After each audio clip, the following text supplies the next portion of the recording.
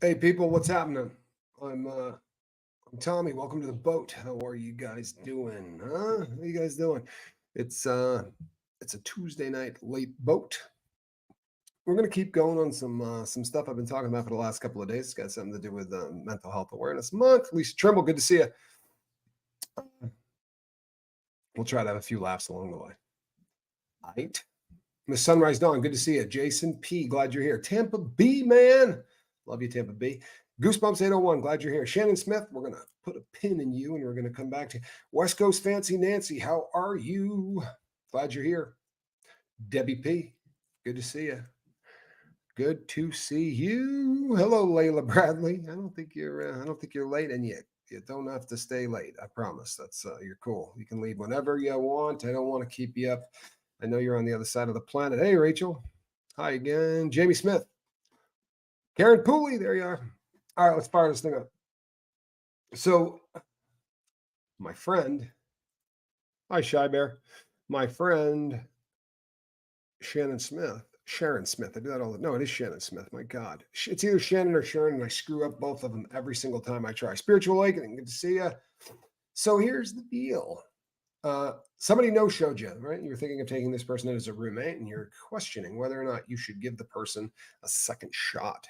I'll be honest, if it were me, right? And this is the only reason that I would say this, by the way.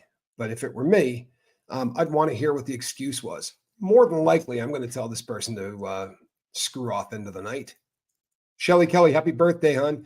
More than likely, I'm going to tell that person to screw off into the night. If you want to know the truth, that's pretty likely. But I want to know why. I really do. I want to know why. And the reason that I want to know why, I will tell you. I was a closer, right? And the job that I had, I took people's money, but I was really good at it, right? I was better at it than anybody, and places would give me a signing bonus of 10 to 20K in cash to come in the door if I signed a contract to say that I would work with them for 90 days. Because if I took off in 90 days, I would have made them all that money back anyway, and they weren't tripping on it, right? But because of that, I jumped from one deal to the next because every time I needed a little cash, I'd take that upfront money. I'd go buy dope with it. That was kind of my modus operandi for a long time. And I missed getting to an appointment for a room, and I had talked to the guy for a long period of time, and I didn't want to do what I was doing. I wanted an opportunity to sell something that was serious, right? I wanted to sell something that was not junk, that wasn't ripping people off. And I got rear-ended on the way to that interview. Somebody crunched the back of my Mercedes. I don't think they tapped their brakes, right? My neck was messed up, everything. But I could not drive the car that I had from where it was to where I was going. And when I called the person and told them what happened, they said, if you're not here in 20 minutes, you don't get another interview. And I promise you, that dude missed out on the best salesman he ever would have interviewed.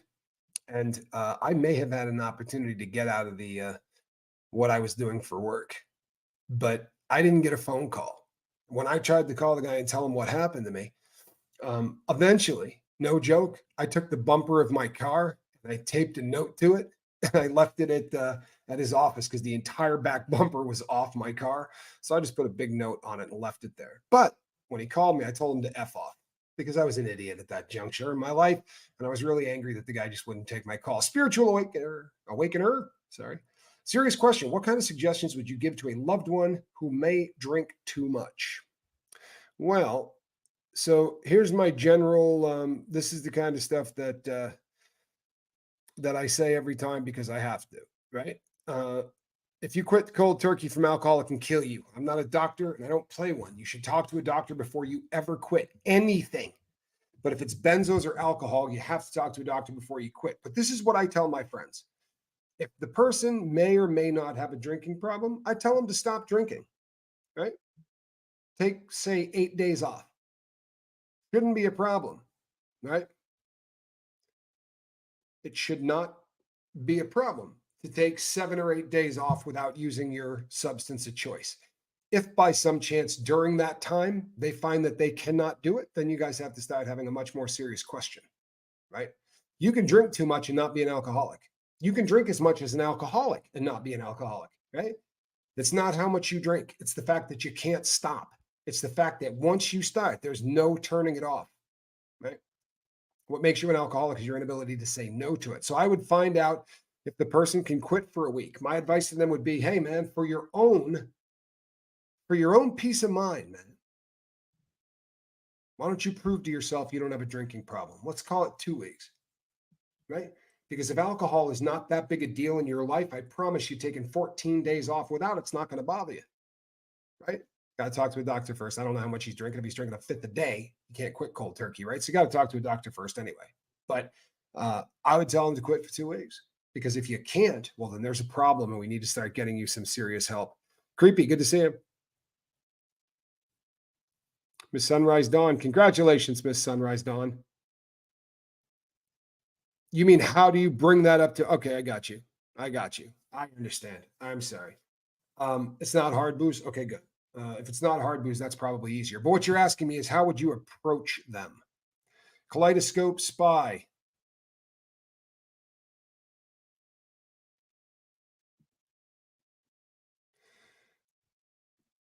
Yeah.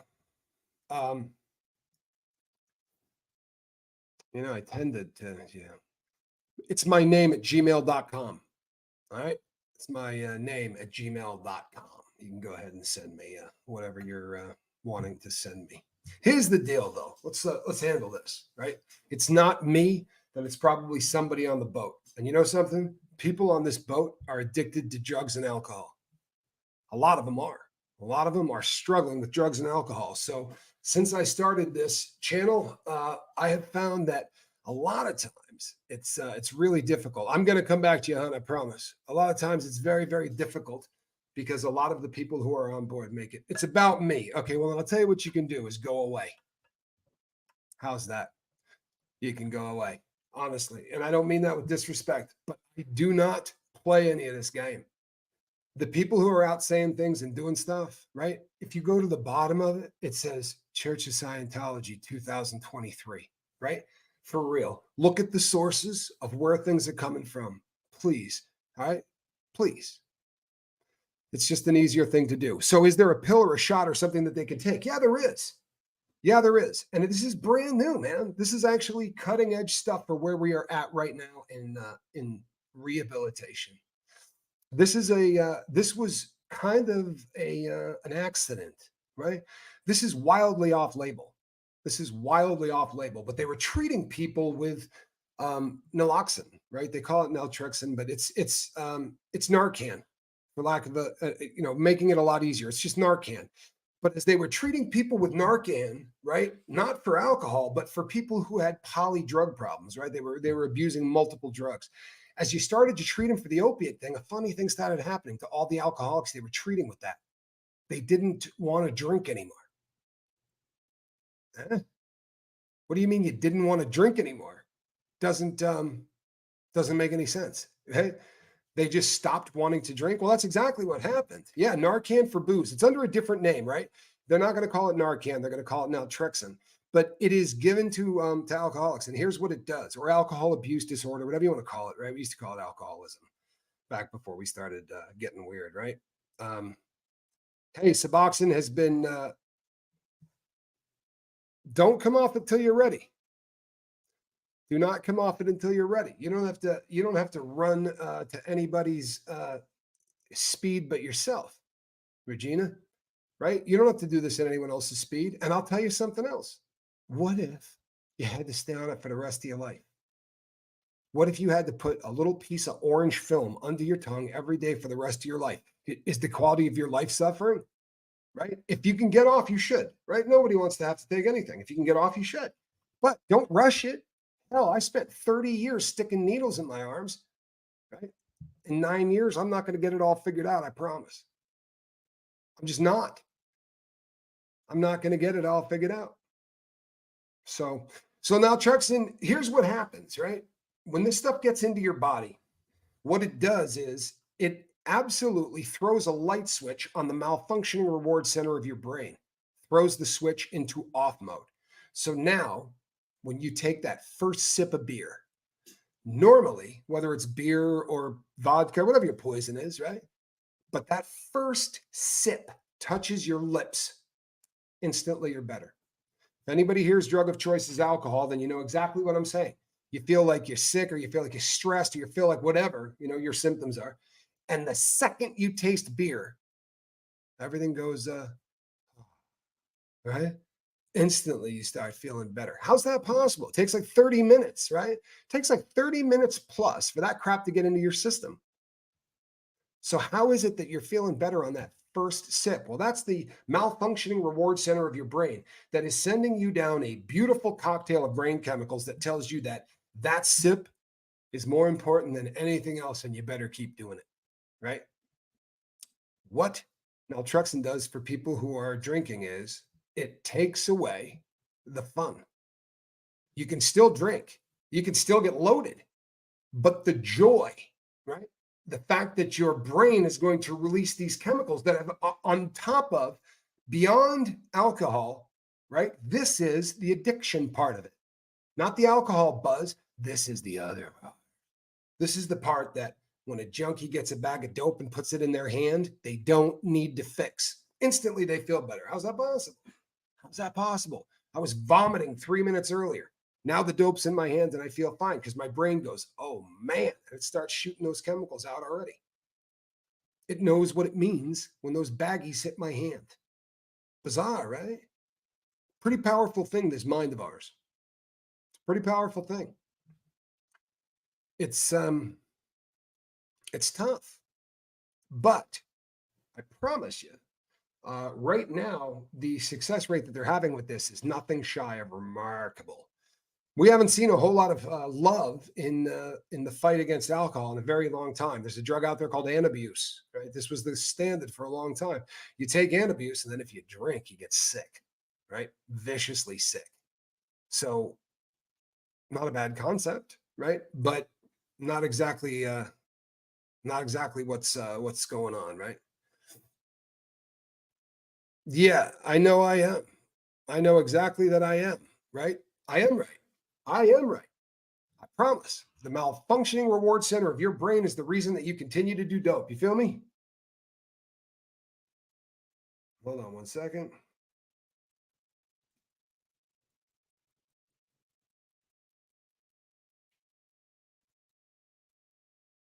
Sorry, people. Every once in a while, I see a smile. Sorry.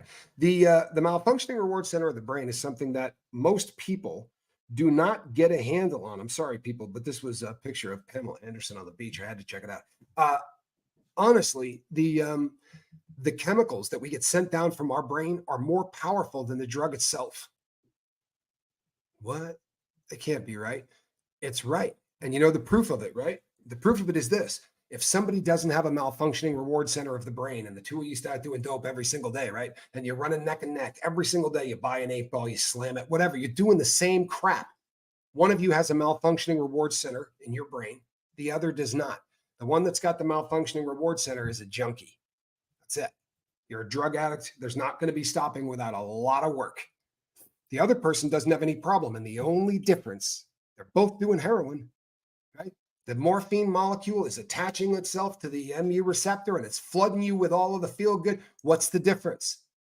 The difference is if I decide to do it, my brain is going to try to reinforce the fact that what I just did was a good decision. We know it's not. But my brain, malfunctioning like it is going to send down the same cocktail of chemicals that it sent down when my daughter was handed to me by the doctor in the delivery room. Well, that's pretty messed up, isn't it? Good night, Scoob. I love you. I really do. Scoob's been with us a long time. He's a great, great person. Really, just a fantastic person. And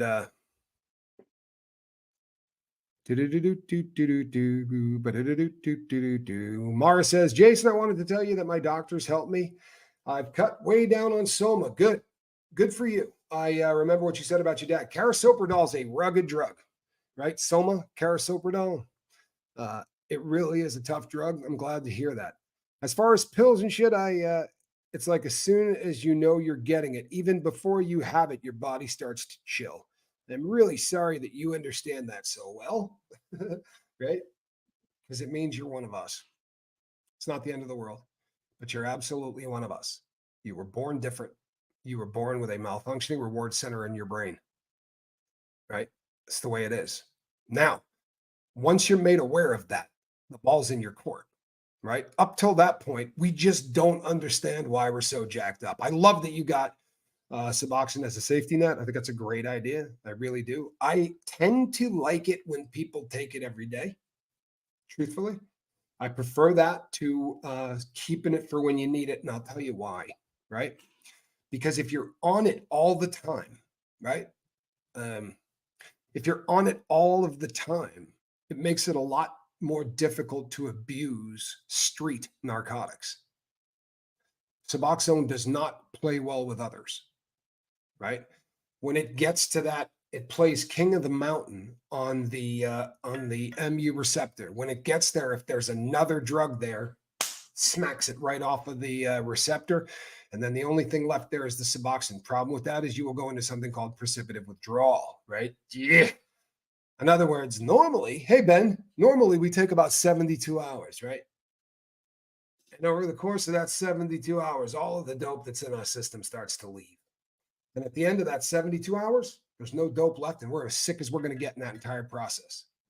Okay, let's cut that process down to 15 minutes. You take the dope, the Suboxone knocks all the dope off the receptors. Now you are in precipitative withdrawal. There's no 72 hours. You hopped right off of the cliff and you fell. And that kind of withdrawal is the most vicious kind of withdrawal you can imagine because it is instantaneous. It's like getting hit with Narcan. Yeah, it's vicious. Well, it is getting hit with Narcan. Actually, it's got a lot to do with it, right? There's Narcan in every one of those strips at a 4-to-1 ratio. So when you have 8 milligrams of buprenorphine, you will have 2 milligrams of Narcan.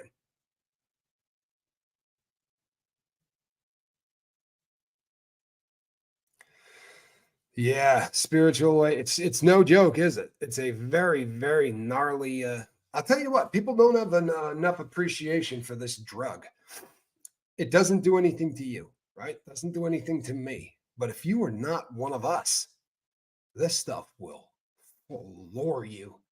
I have watched guys in prison. If this was a strip, they were doing that much of it. I'm not kidding you. They were doing that much of it, and they were buying that for $25. And I would look down at that and go, I don't understand how that could possibly give any of you a buzz. But it would. These guys would be nodding out in the day room, you know, and honestly, looking like they were on tar, right, on the dog food.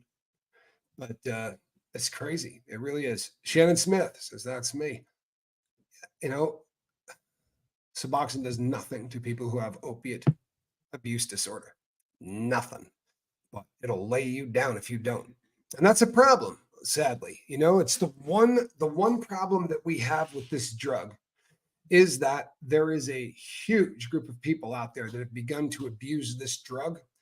And we are seeing, and I have for the first time recently, I have somebody that I'm working with who came to me needing to get clean, and they started their drug habit with Suboxone. Absolutely blows my mind. But they started off getting high on Suboxone, and they built up a habit. And when they couldn't find Suboxone, they started doing other opioids, and it's pretty disgusting. It really is. Kimmy's Playhouse. If you knew people who were addicted to hardcore opioids and they're getting high on subs, with all due respect, that I don't know how that is possible. I really don't. I have personally, just me personally, about 150 people I've held their hands when they went through this process, and I've yet to meet anybody that got a buzz. But I don't know. It's creepy says I've seen that, Tommy, people drooling. Well, it's a very, very strong, it's not, I mean, it's an agonist and antagonist. It is very, very different than the regular analgesics that we use. It really is different, but it will make you think that you're doing it. They take smaller doses so they can then take a larger dose. Gotcha. Now, you know something? I tend to believe you. I tend to believe that's possible. Okay, so if you were to start, if you had say 16 milligrams a day, and that's your your dose is 16 milligrams a day. If you were to take that down to say 4 milligrams and do that for 2 or 3 days, and then go back to the 16, they're going to feel something. They probably will. I think that that's probably right. But it makes it really hard to abuse because the following day, if they do it, they're not going to feel squat. They're going to have to go back to tapering that back down. And that is a reality. Even the guys who abuse this stuff in prison, most of them have to take time off because it only does something to you the first couple of times you do it, right? So these guys would get high for 4 or 5 days, and then they would have to quit. And they would quit for 3 or 4 days, then they would get high for 4 days. And this was a process that they would do until one day they would say, screw it. And they decide to do it one more day, and then they're addicted. And that's usually how that works on the inside. And then, and inside they inject it. They try to get by and do they try to get as much bang for their buck as they're going to, so they put it in their vein. It absolutely staggers the imagination, for real. But they're I guess if you really want to catch a buzz, you know what's blessed to crochet. I don't want to bum you out, but the I'm working on the book with my brother. Johnny will call and ask for certain facts and things. And believe it or not, I used to take the so Loratab, right, is hydrocodone. Vicodin is also hydrocodone. They're just different name brands. And I had a pharmacist, a woman that I slept with, to get pain meds. And what she was giving me was, because they were really riding roughshod on OxyContin and things like that, but she could give me all the Vicodin I wanted. And I was taking 14 ES, extra strength. So those are 10s. I would take 14 10s and go play golf. I took 14 of those 3 times a day. I'm not kidding. And I would chew them up, right? But the equivalency of that to, say, heroin, it really is a very, very low thresh opioid. Not to people who are just getting into the game, but if you're already an addict, I mean, most guys, I mean, I would have to eat a prescription. Yeah, I would literally have to see. Spiritual Awakener says 10, 30 milligram Oxycontins at one time. I do not doubt that in any way, shape, or form. I used to take 12 Oxycontin 80s a day, and that was my prescription. But I was peeling the skins off of them, putting them in a spoon and banging them, right? I was shooting them. But yeah, I was doing 14, every single day without fail, doing, 12. Was it 12? I don't remember now. I think it was 12, but see at Reese's house. Holy crap. That's insane. Looks a lot like it, doesn't it, Amy? It's a green screen. It's pretty impressive stuff. The if you have StreamYard,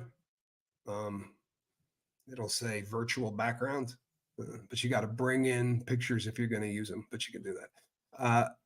The extended release coding, Kimmy's Playhouse. Yeah, the content coding, right? The content coding. Really nasty. Team Hufflepuff. I love the name. Buddy of mine years ago fell down the Roxy rabbit hole. I knew he was in rough shape when he was smoking the crushed pills on a piece of tin foil. He asked if I wanted to try it. Sad realization. He is not the friend I once knew. No, he's not. Right? No, I'm just picking on you, Amy. I'm just being stupid. It's fun because people always go, "Holy crap, you're at Reese's." Yeah, I really, I am, and it tends to freak them out. But I am here. 100 milligrams of morphine a day. Yeah. It was 12. It was 12 Oxycontin 80s a day. That's what they used to give me, was 12. Morphine and cocaine all day, every day. Yeah. But Regina, sounds about right. It's astounding how big your tolerance can get to, right? I did not see what Layla Bradley said. Ah, I love it when the ripples are just fantastic, people. They really are. You know, I can't make a big enough deal about what we do.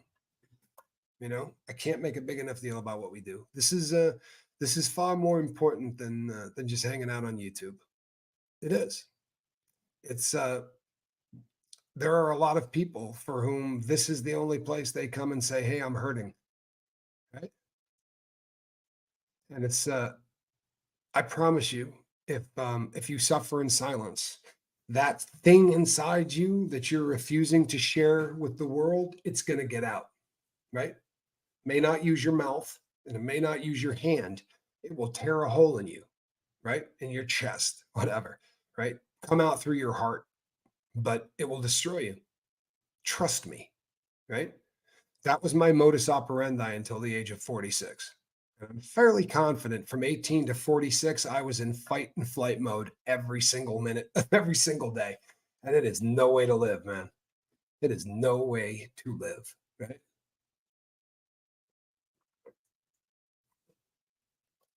No, 1280s. Yeah, 8 zeros when the 80s were still being made. KP Nordic, good to see you. My son, who is an addict, has recently not been able to get whatever his drug of choice is. I'm not sure. Has been snorting nutmeg. It has made him sick. I have been trying to get him help. Margaret Kelly Corbett. Wow.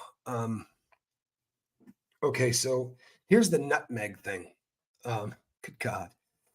Nutmeg, you can get high on nutmeg. This is not BS, right? You can absolutely high wine a little bit more. Good to see you. You can get high on this, but he ain't getting high snorting it. That's not how you do that. It's it's not. I mean, it's probably a good thing because it's. I promise you, it's not doing a whole lot to him if he's snorting it. You have to take that orally. You got to take a grip of it. The amount of it you got to take. It's not. Guys in prison will do it. They'll buy if you can get nutmeg out of the kitchen. There's always some lunatic who's ready to buy a pound of it from you because he's going to eat it. They bind up so badly that they can't go to the bathroom. It's really horrific for your body, but it will give you a trip kind of a buzz if you do enough of it. But it's what's odd is it's not a replacement for anything, right? It literally is not a replacement for anything. But you know, if you can communicate with your son, if he's willing to talk to you, it's really kind of important because we need to know what he's on, right?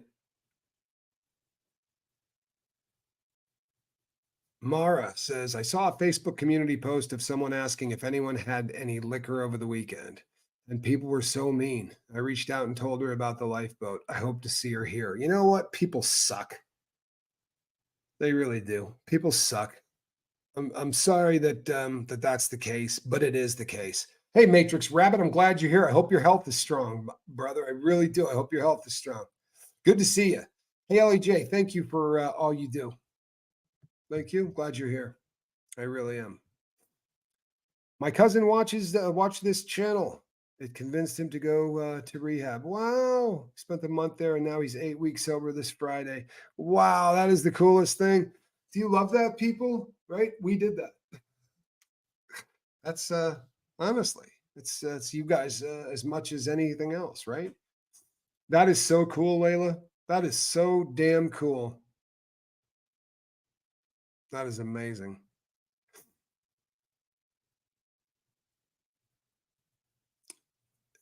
Yeah, man. It's super important that we find out what your son is on. If you can get him to tell you that, here's the problem. Let's talk real quick, right? Hey, Teresa, good to see you. Dug in the dirt. I love it. Let me do this real quick because this is friggin' important, right? This is super important. And I mean that, right?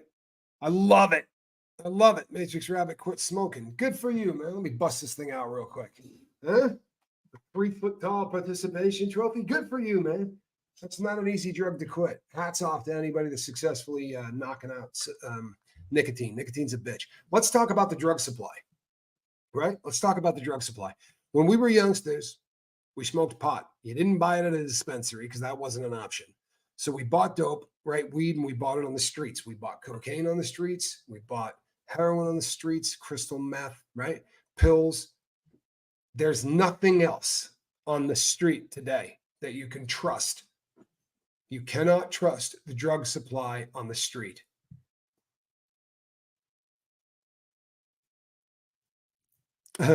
Why is it that when a person feels good with nothing in their system, they think it's the perfect time to have a drink? Believe it or not, I can answer this question. Because that almost sounds like a rhetorical question, doesn't it? But I can answer this question because believe it or not, I understand why, right?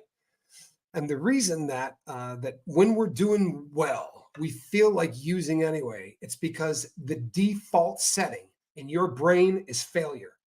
The default setting in my brain is failure. I don't know how to control a drug.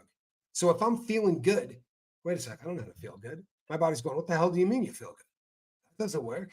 That requires us, the brain, doing a whole lot of work. Now I got to process right now. Go back to feeling like shit because we completely understand that. You did it for 30 years. Go back to feeling like crap. We get that. And you go, what? Well, I'll just go get high. Well, that's what they want because it'll bring you right back to living that crap life. And the brain will not have to do any work. Your brain's not your friend. It's not. I've done 100 shows called Your Brain's Not Your Friend. Your brain wants you to go to the lowest common denominator, right? The default freaking setting. Well, the default freaking setting is having no money in your pocket, right? And needing the next fix. So what happens when we got money in our pocket and we're clean?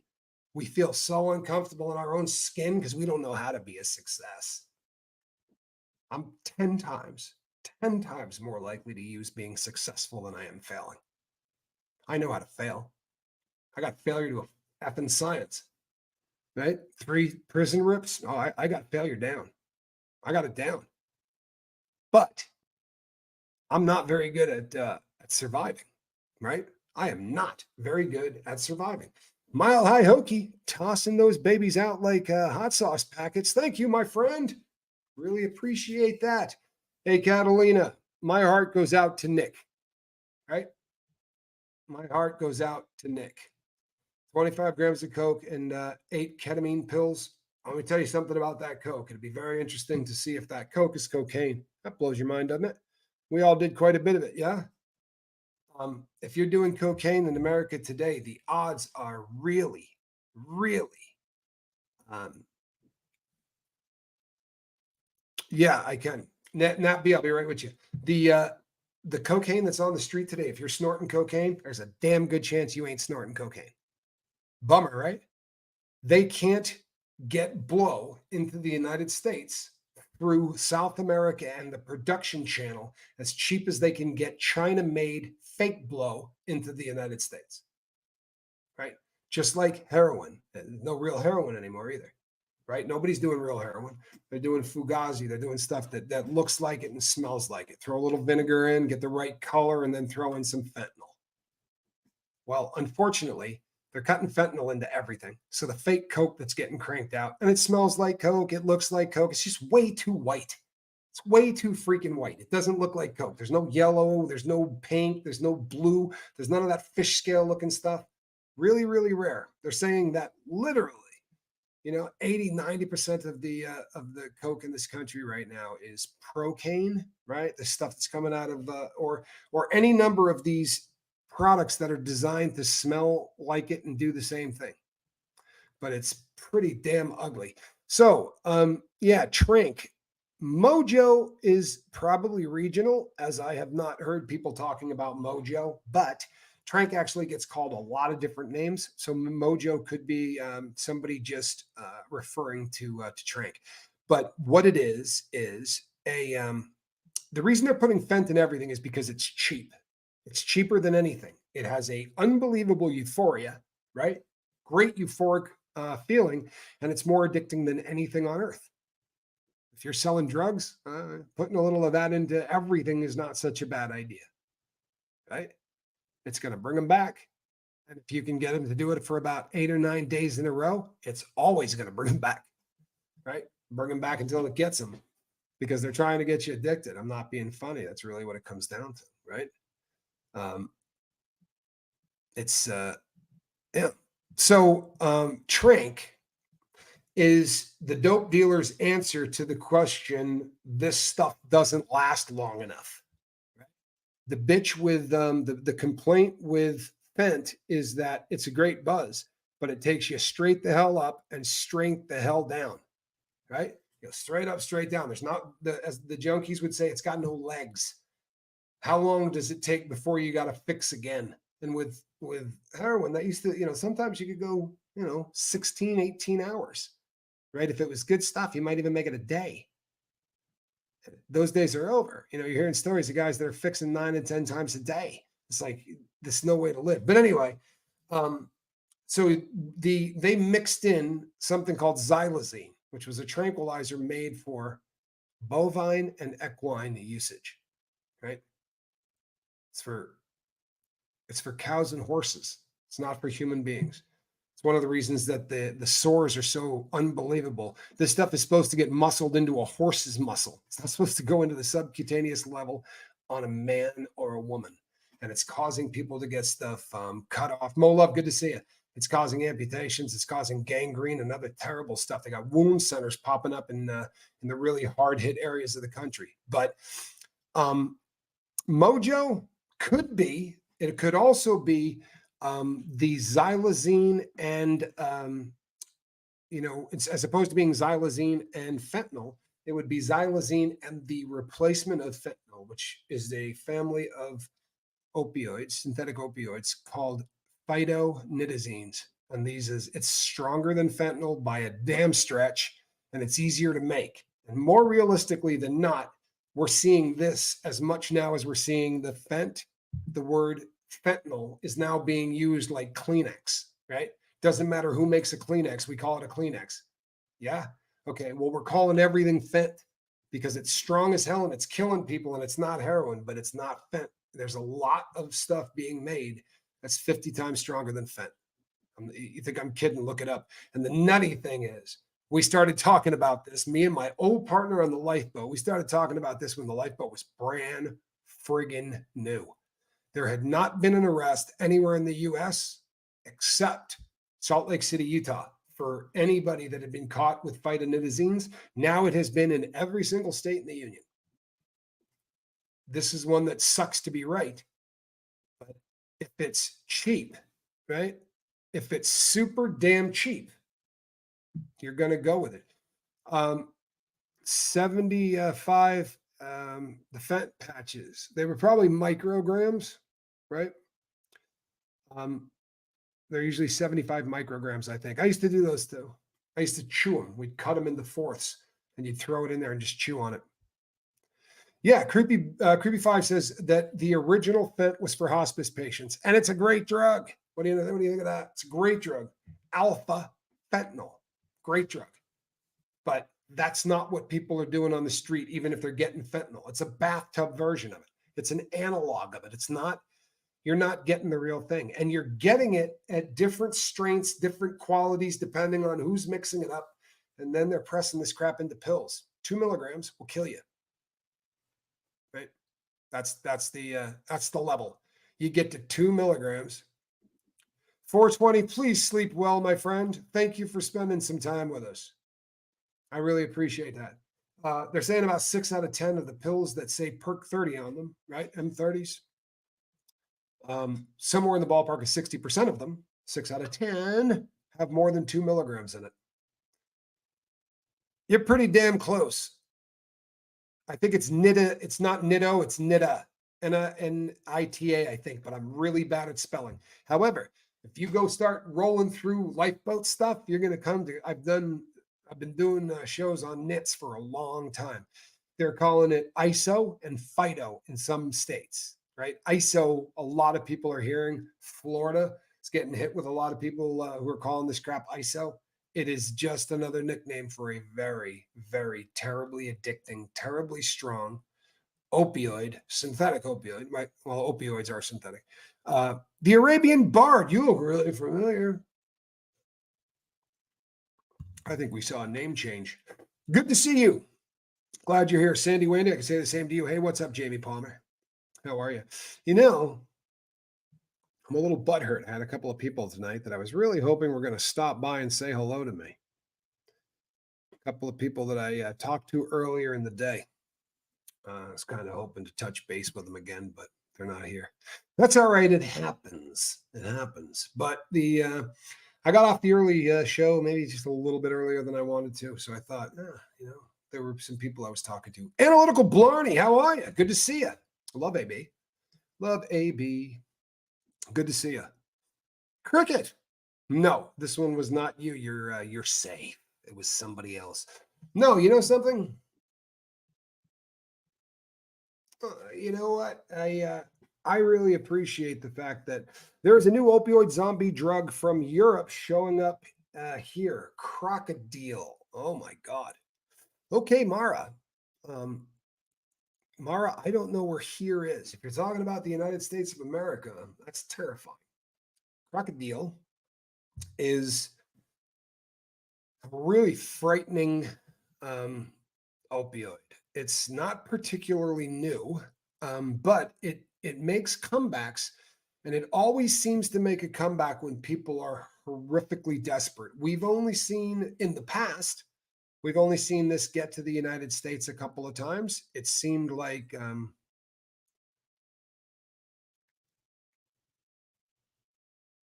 I bounced, like I'm done now. Bridget Alexander, good to see you. Um, yeah, crocodile is it's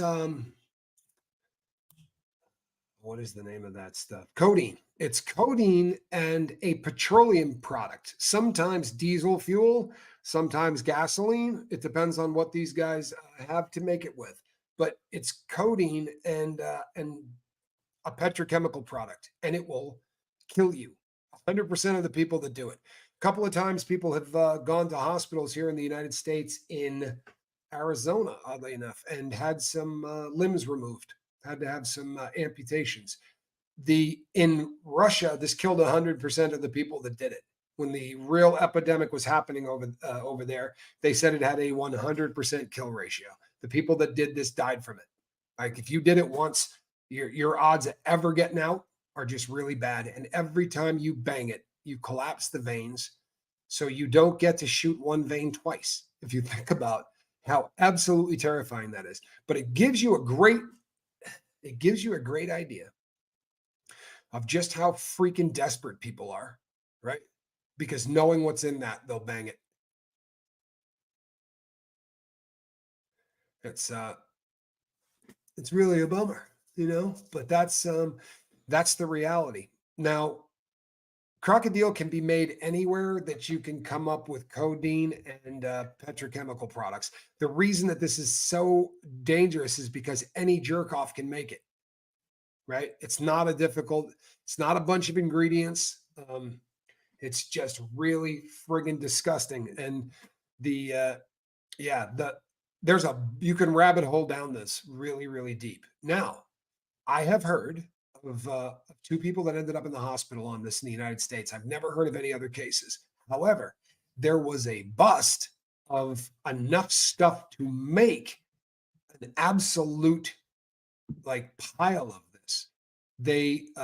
It was in a storage facility. They seized a storage facility that had 50-gallon drums and packages and all kinds of stuff ready to make crocodile. So I gotta believe they probably didn't raid that by accident, right? They were probably listening to calls or whatever. But yeah, I haven't seen any of it get into the drug supply yet. I'm praying I don't. I really seriously am praying that no one's going to call me and tell me that they're addicted to crocodile because I don't know what in hell I would do for them. You know what I mean? It's my understanding is that you just cannot stop. It's not you literally have to kidnap the people, right? If you're going to be successful with these people, you're going to kidnap them. You're going to have to probably chain them down, and there's an excellent chance that some of the limbs you're chaining, they're going to lose. Because if you've been shooting dope with this stuff, you're going to lose arms, legs, something. Everybody loses. It's really awful. Yeah, nearly 100% kill rate. Yeah, that was my understanding too, Catalina. I've done a couple of shows on this. I did a show right after the bust, right after they raided this place that had all the ingredients there to make xylazine. Greetings from Turkey. You know what? You got my prayers.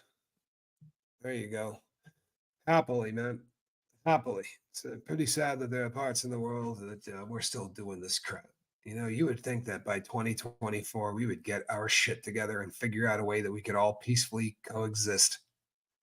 But we really get pissed off about how people pray and some of the just dumbest stuff in the entire world that there's so much on this earth that unites every single one of us. And all we do is spend time talking about the things that separate us. Doesn't make a lot of sense to me. It really doesn't. Monk, good to see you, man. Hey, Moonshadow. If I haven't said hi to you, hi to you. Packer Girl, glad you're here. Chili in the Valley, Crafty Witch. Hey, Doc. Yeah, just trying to make sure I got everybody. Hey, Kenny.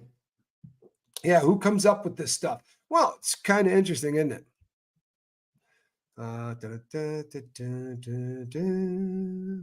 Yeah, the war on drugs in this country is pretty friggin' sad. You know what I mean? It's cases in Oklahoma and Arizona. Where I'm surprised that we don't see it pop up is Michigan, right? We have there's a real strong population of people from that part of the world. Sacramento, California is the same way. I'm surprised that there's such a huge population of people from that part of the world there.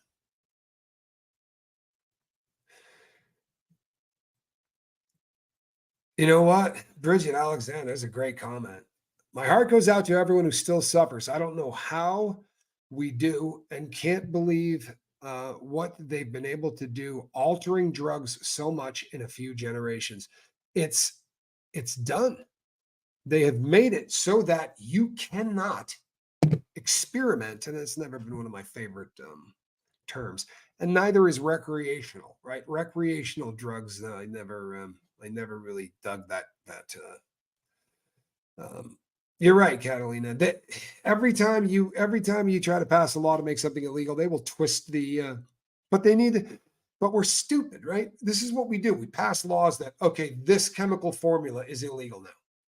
Then they change it, one molecule, and then they come back, test it, get the substance, pass a new law. This one's illegal, right? They crank out another one. This happened when they made X illegal, right? They came out with Adam and Eve and Scoop and all these other names. It was just, a rose by any other name. Yeah. So one of the things that I find kind of terrifying with our drug supply. I don't believe for a second that this is an accident. I don't believe for 1 second that as people that sell drugs, when your customer base begins to die, you do not make the product stronger. It's never happened. I've been doing dope a really long time. I've watched dope come into town a gazillion times that was too strong. And a bunch of people end up overdosing and you get a death or two, but you get a bunch of people that end up in the hospital. What do? Right? They cut the hell down on the amount of drug in the product. This is the first time in my lifetime that every single time they catch batches coming across the border, it is always stronger than the last batch. Jamie Palmer says, Tommy, forgive my ignorance. Oh, no, you're good.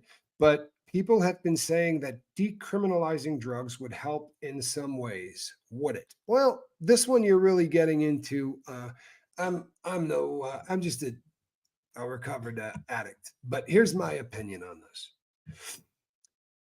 It's really kind of late to figure this out, right? This is the problem that we find ourselves in. How would you do it, right? For real. Let's say we decide to decriminalize it. Just decriminalize it. That means if you get caught with it, you're not in any trouble. So what do we do about drug dealers?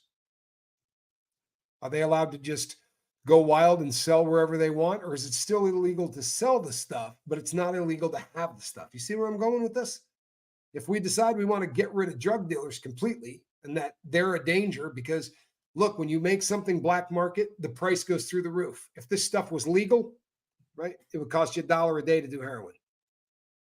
Right? It would. It would cost you $1 a day to do heroin. It wouldn't matter. Over time, about 3 to 5% are going to crash and burn. But generations will see people using. Kids will grow up watching junkies. I have spent a lot of time in a lot of really rough hoods.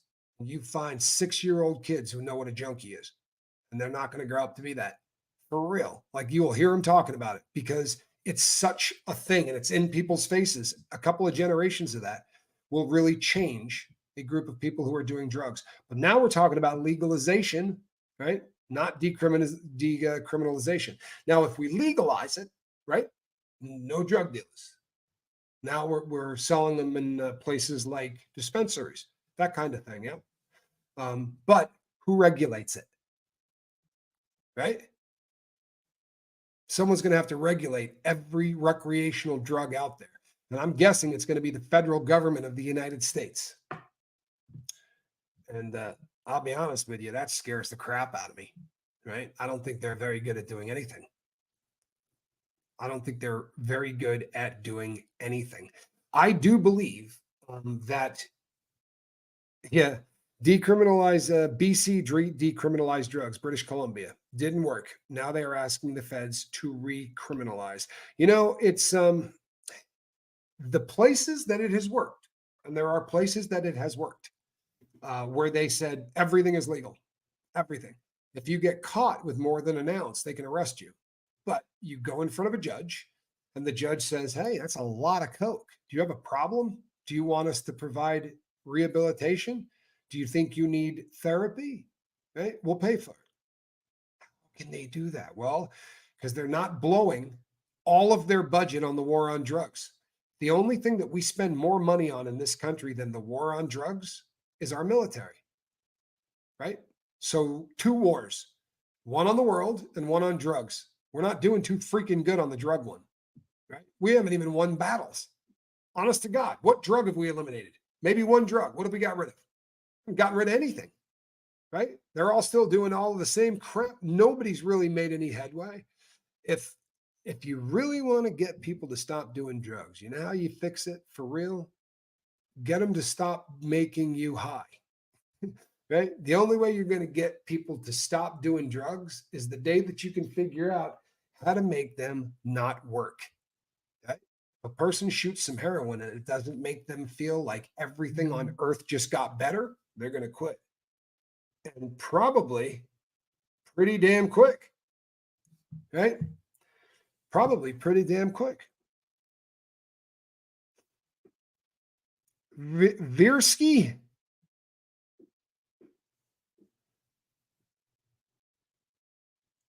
Wow, what a nice thing to say. That is such a cool thing to say. And I'm really glad that you caught alive, man. That's cool. You know what, Mara? Quaaludes are gone. Quaaludes are gone.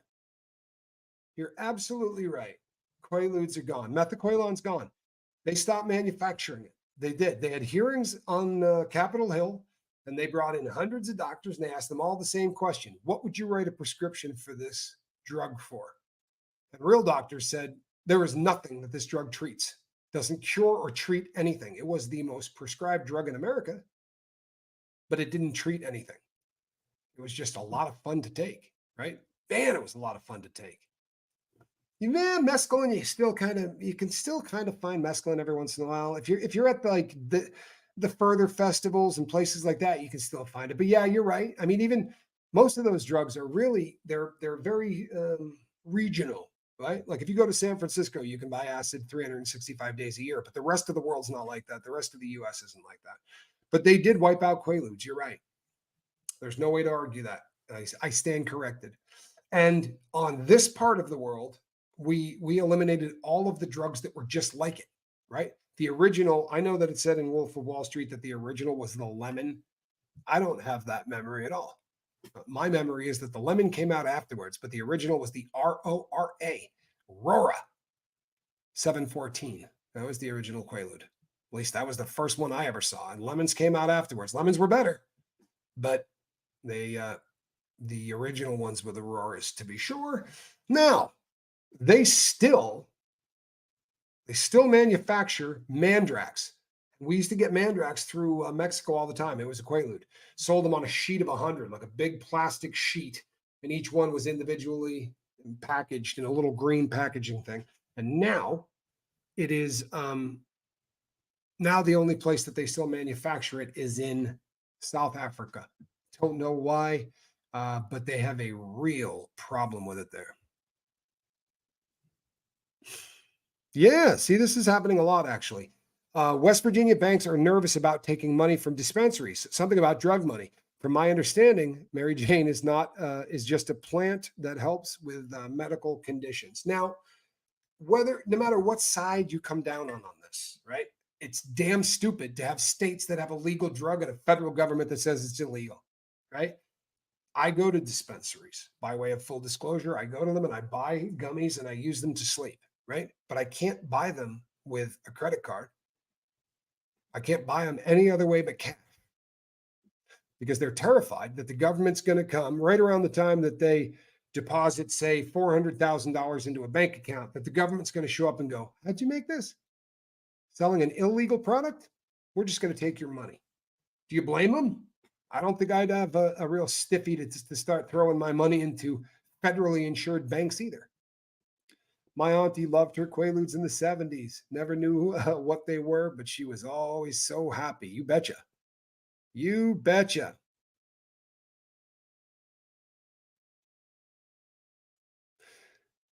Rolling Stone.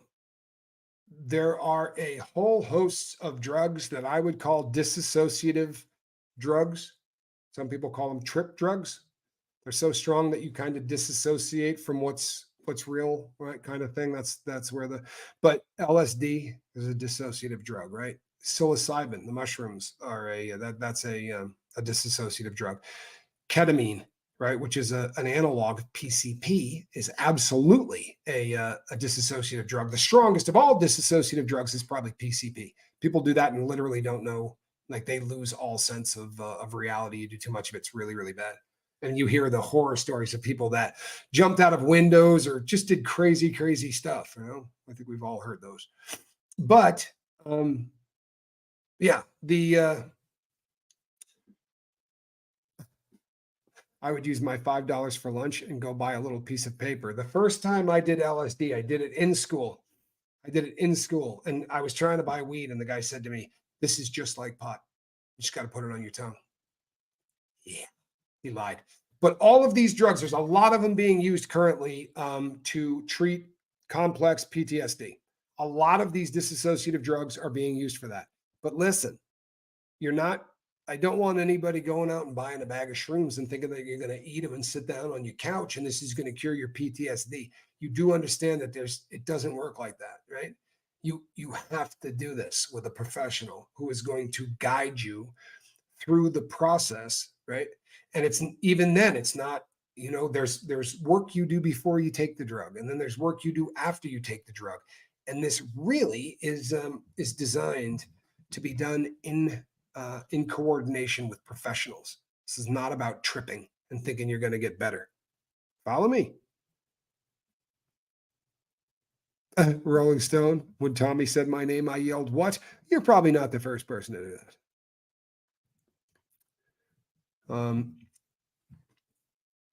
Microdosing. Well, that's another that is another thing that is gaining a lot of popularity. There's a lot of people that seem to really swear by it. I will say, by way of full disclosure, that I've tried it.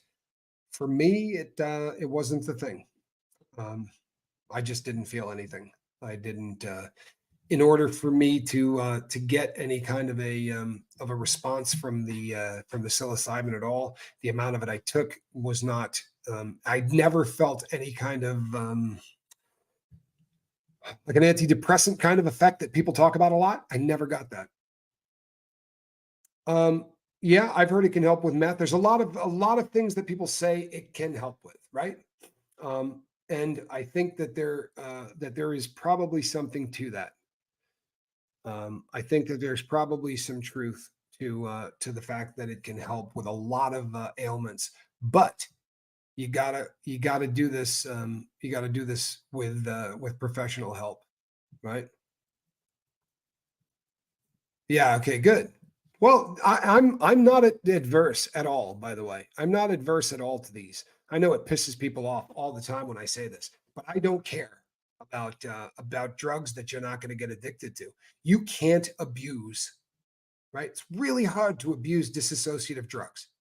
The reason they're dissociative is because a massive amount of chemical and stuff that's going on inside your body, but it takes a long time to be able to build it back up. You can't do it every day. Just stops working. By about the third day you do it, you're just not going to trip anymore unless you're taking mountains of it. And I knew guys on the Dead tour, and you'd watch them eating 65 hits of acid, and you'd be going, "My God, what are you doing?" Nah, I'm on a 2-week run. You're going to get higher on that half a hit that you just ate than I'm going to get on all of this because there's just no chemical left in the body. Capiche? So it's not. It doesn't make a whole lot of sense to. I'm not worried about people abusing it. I'm just not. Hey, Versky, don't worry about it. Everybody says hi, and it's sometimes it's hard to get back to everybody, but it's a kind of an understanding neighborhood that way. Everybody started out like that, so we're pretty used to it.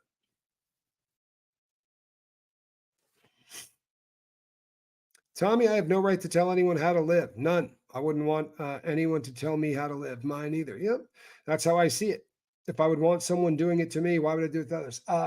Here's my deal, right? Um, my thing is uh, there's about 1 million people out there that have recently written a book telling you what you can do and what you can't do, right? Um, that I don't care. I don't. I'm not an anti-drug channel. Pisses people off, but I'm not. It's not what I do, right? I don't care if you do drugs. If you can handle them, go have a good time, right? What do I care? For real. If it's not life-threatening and it's not screwing up your life, and your kids aren't living a shittier life because of your habits, knock yourself out, man. Right? I don't care what you're doing. But if it's rising to the point where you're no longer happy in your life, well, then we need to do something about that. And I'm here to tell you that I spent 30 effing years of my life living like that before I caught my snap and bailed out. Don't do that. Don't do that. It ends up in really ugly places. For me, it ended up in a series of prisons, right? If you're brand new to the boat and you've been listening to me all day, do I sound honestly like the average convict? I'm not stupid. I'm not. I really am not. But I did stupid things because I let heroin take the wheel. I wasn't driving. Right? The decisions that I made, all smack. Everything, nothing else mattered, man. Nothing else mattered. There's no other way to say that. The only thing that mattered in my life was whether or not I could get the next fix. That's it. And it's no place to live.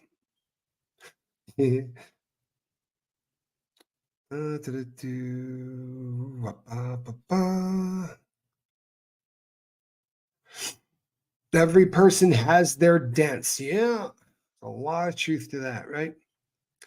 There's a lot of truth to that. And the great thing is this, honestly, the great thing is this. The rest of the world, the rest of the world is going to judge you for virtually everything. The greatest thing about people in recovery is they are the least judgmental people on earth. They are. Unless you get in with one of those crews that stand at the door to smell your breath, to tell you that you smell like you've been drinking. God forbid we'd want to, someone who's still drinking to come for help, because that's just stupid. Right? But you get the point. You get the point. That ain't how we work here. If you're listening to the sound of my voice and you got a buzz, I'm not upset at you. I'm not. Pretty stoked that you're here with a buzz on. It's at least making you think, right? I'm glad you're thinking. I hope it rises to the level where you're ready to quit. When that time comes, reach out to us and we'll hold your hand and we'll walk with you through the entire process to try to help you quit. Until then, reach out to us and we'll hold your hand, right? And we'll hang out with you until you're ready to take that next step. We'll just be here. It's what we do. All right, everybody. I'm going to be back tomorrow about the same time. We pulled a little longer than an hour, but I think we're going to be all right.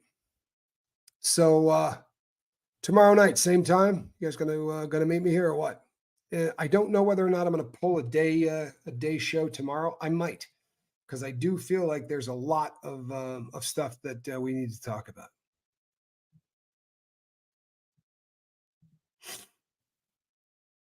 I'm glad to hear that, Becca Jean. Says that microdosing is working for her. I have talked to a mountain of people for whom microdosing has been nothing shy of a miracle. It just didn't do anything for me at all. But that means nothing. We are built really different than one another, right? And what works for one person isn't going to work for the other. That's kind of the nature of everything we do here, right? There is no one size fits all. There isn't. Regina, nice meeting you. And I really hope that tomorrow you will be back. If you check during the day, there's a lot of other content that goes up here, right? We do a lot because, damn it, we need it. All right, people, I will see you tomorrow night. Between now and then, try to save somebody. Night.